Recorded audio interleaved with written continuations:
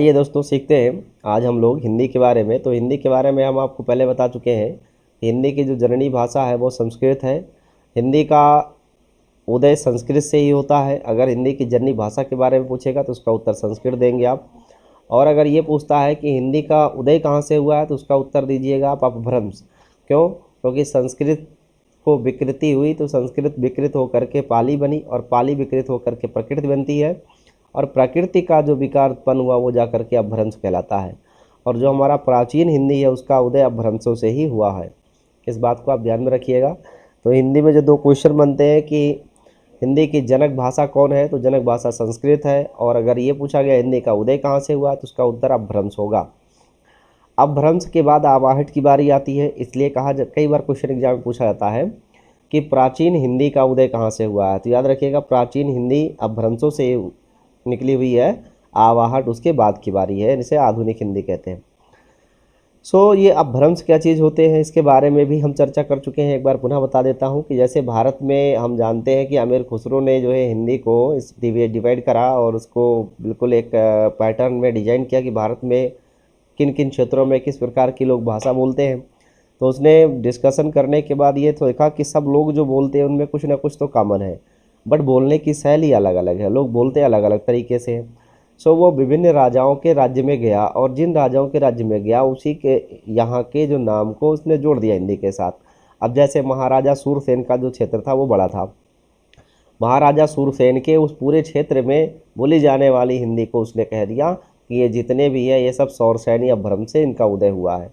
फिर ऐसे मगध साम्राज्य के लिए मगधी अपभ्रंश का उपयोग किया गया शब्द, ऐसे ही अर्धमागधी, और फिर इसके बाद आप जानते हो मागधी का जो भाग है हिंदी में उसमें भोजपुरी भी आती है, मैथिली भी आती है, ये सभी संथाली भी उसी का हिस्सा है। फिर ऐसे सौरसैनी अपभ्रंश में आप देखो तो पश्चिमी हिंदी आती है, पश्चिमी हिंदी पूरी की पूरी सौरसैनी अपभ्रंश का हिस्सा है। राजस्थानी भी पश्चिमी हिंदी की तरह सौरसैनी अपभ्रंश का हिस्सा है। तो जो ये अपभ्रंशों से उदय हुआ है हिंदी का, इसके बारे में एग्जाम में क्वेश्चन पूछा जाता है और मैं आगे इस पे क्वेश्चन कराऊंगा आपको। आप अपभ्रंशों पे क्वेश्चन को देख सकते हैं। आज हम लोग जो पढ़ने वाले हैं वो हिंदी भाषा के इतिहास में से कुछ महत्वपूर्ण प्रश्न है जो एग्जाम में आते हैं, टेट के, सी टेट के, और ख़ास करके सुपर टेट जो एग्ज़ाम होता है उसमें भी आता है। कई परीक्षाओं में पूछा जाता है। यूपी दरोगा भर्ती आ रही है, लेखपाल भर्ती आ रही है, वहाँ भी ये क्वेश्चन पूछे जाएंगे। अब तो पेट सिलेबस लागू कर दिया सरकार ने, तो पेट में तो पूछना ही पूछना है, पेट में आने ही क्वेश्चन। मैं आपको एक एक करके टॉपिक वाइज सारे क्वेश्चन करवाऊँगा, लेकिन आप मेरे साथ बने रहें, वीडियो को पूरा देखें और लाइक करें, शेयर करें, कमेंट करें और अपने अन्य दोस्तों तक पहुँचाएँ। मेरा आप सहयोग कीजिए, मैं आपके साथ सदा बना रहूँगा और आपको अपनी मंजिल तक पहुँचा के रहूँगा। पूरी हिंदी हम आपको करवाएंगे, टॉपिक वाइज सारे क्वेश्चन करवाएंगे, लगभग 2000 क्वेश्चन हमें करवा दूंगा। और आप मेरे यहाँ पे प्लेलिस्ट मिलेगी यूट्यूब चैनल पे, उस प्लेलिस्ट में जा करके या इस वीडियो के डिस्क्रिप्शन में भी आपको प्लेलिस्ट की लिंक मिल जाएगी, वहाँ जा करके आप देख सकते हो। आज हम पढ़ने वाले हैं कि हिंदी को जो है अपने संविधान में किस तरीके से समावेशित किया गया है। यहाँ पे एक क्वेश्चन बनता है कि क्या भारतीय संविधान में हिंदी को लेकर के या राष्ट्रभाषा को लेकर के कोई व्यवस्था है। इसका उत्तर है हाँ। 343 से लेकर के 351 तक, 343 से 351 तक के जो अनुच्छेद है वो ये मेंशन करते हैं कि कैसे कैसे इस राज्य में भाषा का प्रावधान किया जाएगा। हाँ, याद रखिएगा अपने देश की कोई राष्ट्रभाषा नहीं है, यानी हिंदी अभी तक अपने देश की राष्ट्रभाषा नहीं बन पाई है, जबकि हमारे संविधान निर्माताओं की यह राय थी कि हिंदी को राष्ट्रभाषा बनाया जाना चाहिए, क्योंकि बिना राष्ट्रभाषा के देश गूंगा होता है। ये बनाई जाएगी राष्ट्रभाषा, लेकिन कब बनाई जाएगी इसके बारे में किसी को जानकारी नहीं है, वो तो समय बताएगा। तो दोस्तों ये ध्यान में रखिएगा, 40 से 351 तक वर्णन है। जो अनुच्छेद 351 है वो विशेषकर ये सरकार को अनुमति देता है कि सरकार हिंदी का प्रचार प्रसार करे, उसके लिए पैसा खर्च करे और ऐसी व्यवस्था खड़ी करे कि जल्द से जल्द देश में हिंदी के एक्सेप्टेंस बढ़े और ज़्यादा से ज़्यादा लोग हिंदी के प्रति अपना विचार बदलें और हिंदी कुछ देश की राष्ट्रभाषा बनाई जाए। इसकी हमें अति आवश्यकता है। हमारे संविधान निर्माताओं की भी यही राय थी कि हिंदी को राष्ट्रभाषा बना दिया जाए। चलते हैं, आज इसी में से कुछ क्वेश्चन सीखना है हम लोगों को। तो जैसे आप यहाँ देख पा रहे हो कुछ क्वेश्चन हैं। जैसे पहले हम कुछ टॉपिक बता दें, जैसे विश्व हिंदी सम्मेलन एग्जाम में कई बार पूछा जाता है, विश्व हिंदी सम्मेलन क्यों कराया जाता है। भारत सरकार विश्व हिंदी सम्मेलन कराने के लिए पैसा भी खर्च करती है, इसके लिए मीटिंग्स भी होती है। बहुत सारे देश है दुनिया में जहाँ हिंदी बोली जाती है, वहाँ की राष्ट्रभाषा, जैसे मॉरिशस है, सूरीनाम है, लाओस है, वियतनाम है, यहाँ हर जगह लगभग कई देश हैं जहाँ हिंदी बोली जाती है।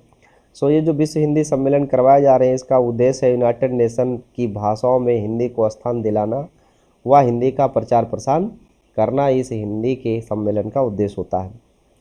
पहली बार 10 से 14 जनवरी तक का ये विश्व हिंदी सम्मेलन हुआ था 1975 में। आयोजन नागपुर में हुआ था, भारत में ही। और इसके उस समय अध्यक्षता की थी शिव सागर राम गुलाम ने, जो उस समय मॉरिशस के तत्कालीन राष्ट्रपति थे। और इसका अपना उद्घाटन किया था श्रीमती इंदिरा गांधी ने, जो उस समय की हमारी प्रधानमंत्री थी। उन्हें आयरन लेडी भी कहा जाता है। इसके बाद दूसरा सम्मेलन होता है 28 से 30 अगस्त 1976 अगले साल पोर्ट लुई मॉरिशस में ही, ये भी मॉरिशस में ही होता है। पहले भारत में हुआ प्रथम सम्मेलन, दूसरा मॉरिशस में हुआ। तीसरा जो विश्व हिंदी सम्मेलन है वो 28 से 30 अक्टूबर 1983 को नई दिल्ली में हुआ। चौथा विश्व हिंदी सम्मेलन 2 से 4 दिसंबर 1993 को पोर्ट लुइस फिर मॉरिशस में होता है। पांचवा विश्व हिंदी सम्मेलन 4 से 8 अप्रैल 1996 को पोर्ट ऑफ स्पेन ट्रिनिडेड एवं टोबैगो में होता है। छठा विश्व हिंदी सम्मेलन 14 से 18 सितंबर 1999 लंदन ब्रिटेन में कराया गया। सातवां विश्व हिंदी सम्मेलन 5 से 9 जून 2003 को पारामरिबो सूरीनाम में कराया गया। आठवां विश्व हिंदी सम्मेलन 13 से 15 जुलाई 2007 को न्यूयॉर्क के अमेरिका में कराया गया, यानी अमेरिका के न्यूयॉर्क शहर में कराया गया। नौवां विश्व हिंदी सम्मेलन 22 से 24 सितंबर 2012 को जोहान्सबर्ग दक्षिण अफ्रीका में कराया गया। और 10वां अभी लेटेस्ट 10 से 12 सितंबर 2015 को भोपाल में ये विश्व हिंदी सम्मेलन कराया गया है। तो ये विश्व हिंदी सम्मेलन है, इनसे जुड़े हुए कई बार क्वेश्चन पूछ लेता है कि इसका उद्देश्य क्या है और इसे क्यों कराया जाता है, और पहला कब हुआ था और अंतिम कब हुआ है। सो ध्यान से अगला क्वेश्चन चलते हैं टॉपिक पर, वस्तुनिष्ठ प्रश्नों की तरफ। अच्छे प्रश्न है, एग्जाम में आते हैं, बहुत प्रीवियस ईयर आए हुए क्वेश्चन है, इन्हें आप ध्यान दीजिएगा। पहला क्वेश्चन है, हिंदी किस भाषा परिवार की भाषा है? तो हिंदी भारोपीय परिवार की भाषा है। आपको पता है कि भारत में कुल 4 भाषाई परिवार हैं। एक भारोपीय भाषा परिवार है, एक द्रविड़ है, एक आपका चीनी तिब्बती है और एक ऑस्ट्रिक है। जो 73% है वो आपके भारोपीय है, इंडो यूरोपियन बोलने वाले भाषाई परिवार है, सबसे बड़ा भाषाई परिवार है। उसके बाद द्रविडियन आते हैं, 25% जो है द्रविड़ है, जिनमें तमिल, तेलुगु, कन्नड़, मलयालम बोलने वाले लोग आते हैं, ये द्रविड़ लैंग्वेज है। इसके बाद ऑस्ट्रिक आते हैं और चीनी तिब्बती, जो तिब्बत से विस्थापित होकर के भारत आए हुए हैं, वो है एक भाग, और इन्हें ध्यान में रखना है। सबसे बड़ा भाषा परिवार भारत का जो है वो है भारोपीय। तो हिंदी किस भाषा परिवार की भाषा है? भारोपीय भाषा परिवार की भाषा, याद रखिएगा।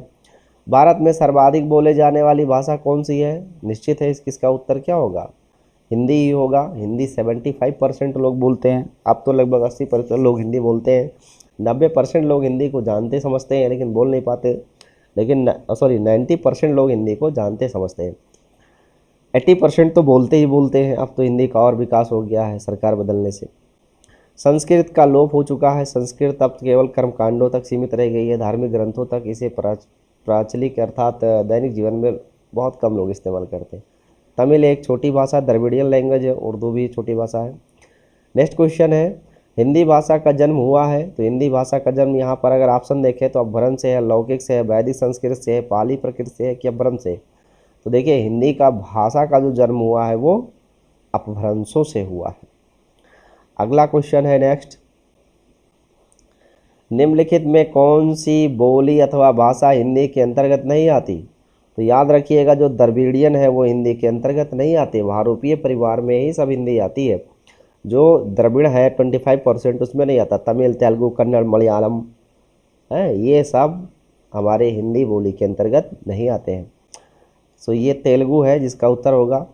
अगला क्वेश्चन है, हिंदी की विशिष्ट, ये कन्नौजी के बारे में आप जाते हो, बांगरू, अवधी, ये सब क्या है? हिंदी भाषा की बोलियां हैं, लेकिन तेलुगु हिंदी की नहीं है, द्रविड़ की है।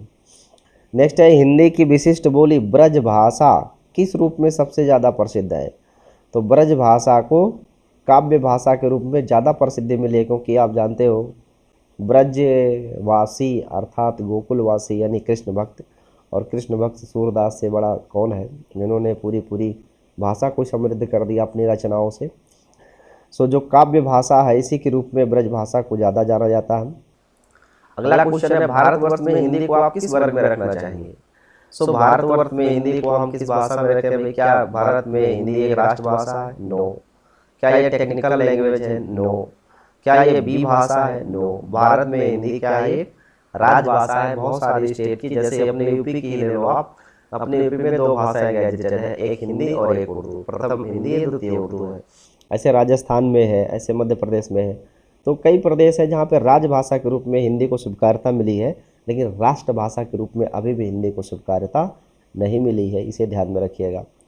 अगला क्वेश्चन है ढूंढड़ी बोली किसकी है, पश्चिमी राजस्थान की, पूर्वी राजस्थान की, कि दक्षिणी राजस्थान की, कि उत्तरी।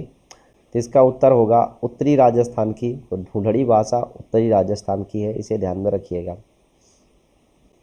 अगला क्वेश्चन है कि ब्रजबुली के नाम से जानी जाती है कौन सी भाषा। तो जो पुरानी बांग्ला है उसे ब्रजबुली कहते हैं। देखो ब्रजबुली नाम क्यों पड़ा ये भी मैं बता देता हूँ। जो ब्रज भाषा है इसमें सूरदास जी ने कृष्ण भक्ति शाखा के जो कवि थे उन्होंने बहुत प्रचुर मात्रा में काव्य की रचना की है।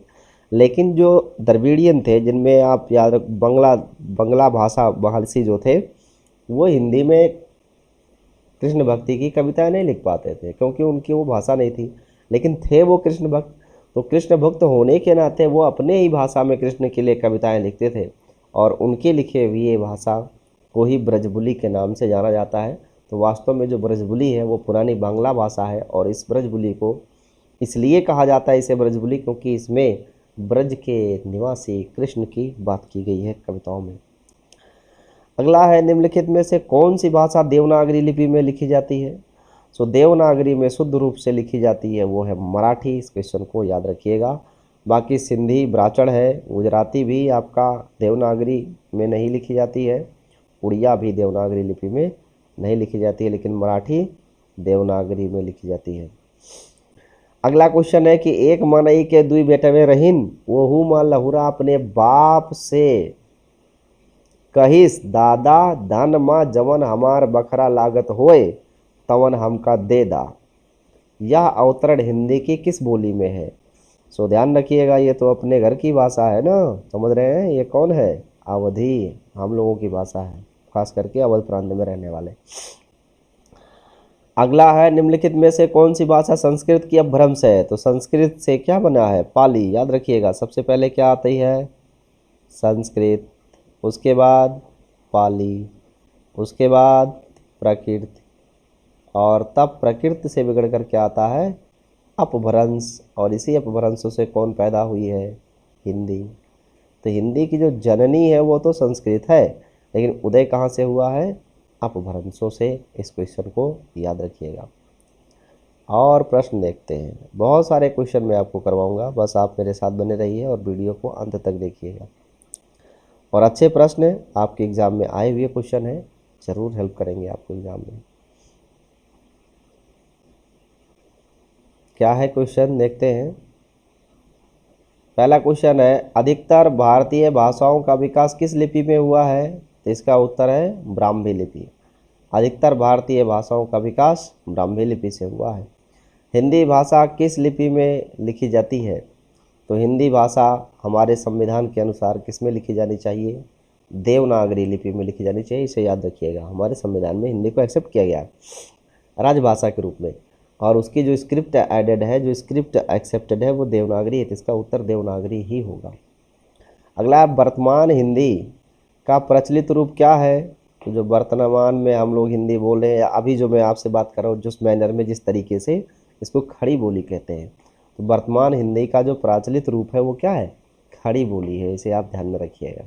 इसका आंसर होगा सी। अगला है हिंदी भाषा की बोलियों के वर्गीकरण के आधार पर छत्तीसगढ़ी किसका हिस्सा है। तो जो छत्तीसगढ़ी है वो हमारे पश्चिमी हिंदी का भाग है, इसे याद रखिएगा। छत्तीसगढ़ी पश्चिमी हिंदी का भाग है।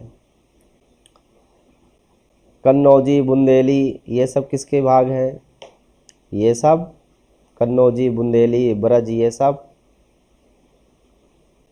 पश्चिमी हिंदी के भाग हैं।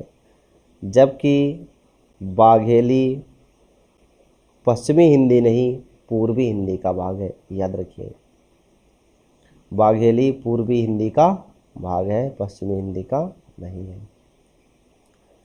नेक्स्ट है, भारतीय संविधान में किस अनुच्छेद में राजभाषा संबंधी प्रावधानों का उल्लेख है? तो जो अभी मैंने बताया था, अनुच्छेद 343 से लेकर के 351 तक राजभाषा संबंधी प्रावधान किए गए हैं कि किस देश में कौन कौन सी भाषा होगी, कौन सा स्टेट कौन सी भाषा को ले सकता है, इसका विस्तृत वर्णन यहाँ पे किया गया है। अगला क्वेश्चन 18 है, दक्षिणी भारत हिंदी प्रचार सभा का मुख्यालय कहाँ है? तो जो दक्षिण भारत में है उसका संचालन कहाँ से होता है? चेन्नई से होता है। तो इसका उत्तर होगा चेन्नई। हिंदी भाषा के विकास का सही अनुक्रम कौन सा है? हिंदी भाषा के विकास का सही अनुक्रम क्या है? तो हिंदी भाषा कैसे जन्म हुई है? सबसे पहले संस्कृत, उसके बाद पाली, पाली के बाद प्राकृत, प्राकृत के बाद अपभ्रंश और फिर अपभ्रंशों से हिंदी। तो इसका आंसर क्या सही होगा? ए, पाली, फिर प्राकृत, फिर अपभ्रंश और फिर हिंदी। अगला है, संविधान के अनुच्छेद 351 में किस विषय का वर्णन किया गया है? तो अनुच्छेद 351 में हिंदी के विकास के लिए निर्देश दिए गए हैं, इसे ध्यान में रखिएगा। इसका उत्तर होगा ऑप्शन डी, हिंदी के विकास के लिए निर्देश दिया गया है अनुच्छेद 351 में। और टोटल कहाँ से कहाँ तक की बात है? 343 से 351 तक ये पूरे अनुच्छेद हैं जो हिंदी के समर्थन में दिए गए हैं और हिंदी को स्टेट लैंग्वेज का दर्जा प्राप्त है, अर्थात राजभाषा का दर्जा प्राप्त है हमारे इस देश में, जबकि इसे होना क्या चाहिए? राष्ट्रभाषा। अगला है, ब्रज भाषा किसका है? तो याद रखिएगा, ब्रज किसका है? पूर्वी हिंदी का, और अवधी पश्चिमी हिंदी का है। नेक्स्ट है, मगही किस उपभाषा की बोली है? मगही किसकी है? पश्चिमी की, बिहारी की, पूर्वी की, राजस्थानी। तो जो मगही है वो बिहारी हिंदी का एक उपभाषा है, इसे याद रखिएगा। अब चलते हैं कुछ और प्रश्नों की तरफ जो अच्छे प्रश्न हैं, और इन्हें तैयार रखिएगा, एग्ज़ाम में आते हैं, आपको इसका लाभ मिलेगा। प्रत्येक प्रश्न को ध्यान से देखिए। हिंदी खड़ी बोली किस अपभ्रंश से विकसित हुई है? हिंदी खड़ी बोली किस अपभ्रंश से विकसित हुई है? तो इसका उत्तर होगा सौरसैनी अपभ्रंश से विकसित हुई है। हिंदी खड़ी बोली किस अपभ्रंश से विकसित हुई है? सौरसैनी अपभ्रंश से। भाषा के आधार पर भारतीय राज्यों का पुनः संरचना। अगला क्वेश्चन है कि भाषा के आधार पर भारतीय राज्यों की पुनर्संरचना की गई थी पहली बार कब? 1956 में आंध्र प्रदेश। याद रखिएगा, 1956 में आंध्र प्रदेश को राजभाषा के आधार पर डिवाइड किया गया। अगला है, भाषाई आधार पर सर्वप्रथम किस राज्य का गठन हुआ? उत्तर होगा इसका आंध्र प्रदेश। और कब किया गया था? 1956 में। अगला 26वां क्वेश्चन है, बाघेली बोली का संबंध किस उपभाषा से है? इसका उत्तर है पूर्वी। जो बाघेली बोली का संबंध है वो पूर्वी हिंदी से संबंधित है। अगला क्वेश्चन है, किस तिथि को हिंदी को राजभाषा बनाने का निर्णय लिया गया? इसका उत्तर है